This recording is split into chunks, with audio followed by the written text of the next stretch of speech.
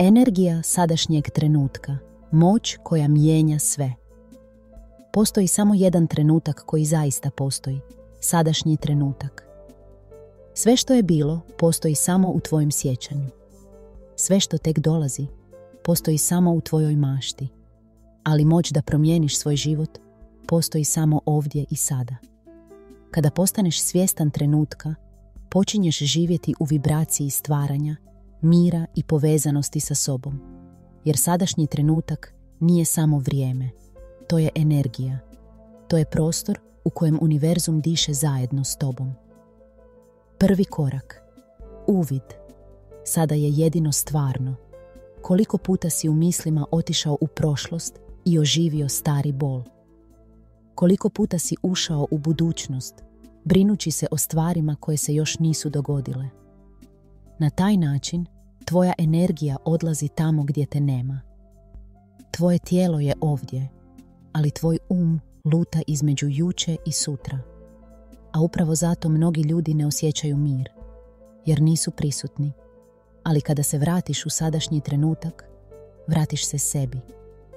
U tom prostoru nema brige, nema straha, nema potrebe da nešto popraviš, jer sve je već savršeno onako kako jeste.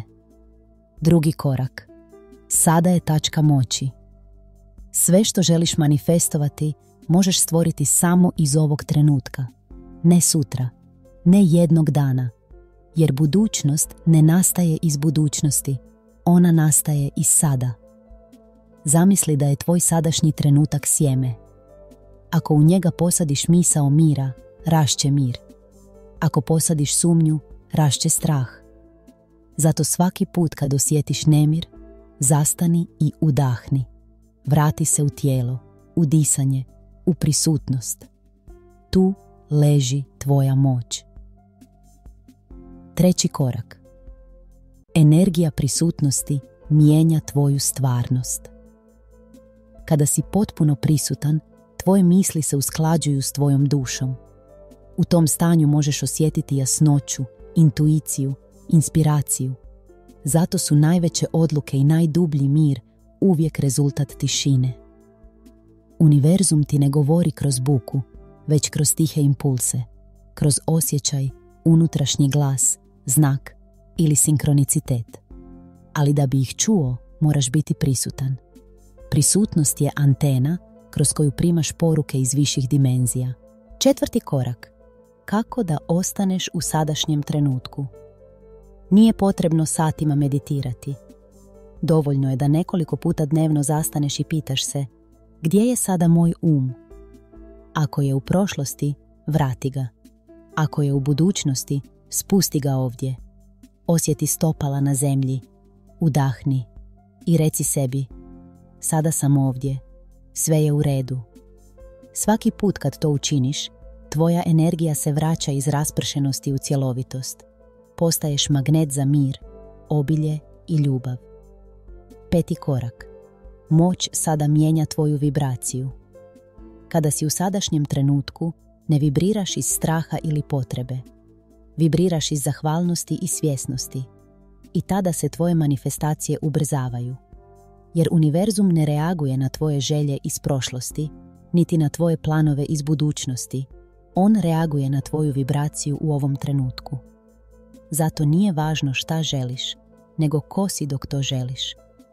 Šesti korak. Svjesnost donosi mir.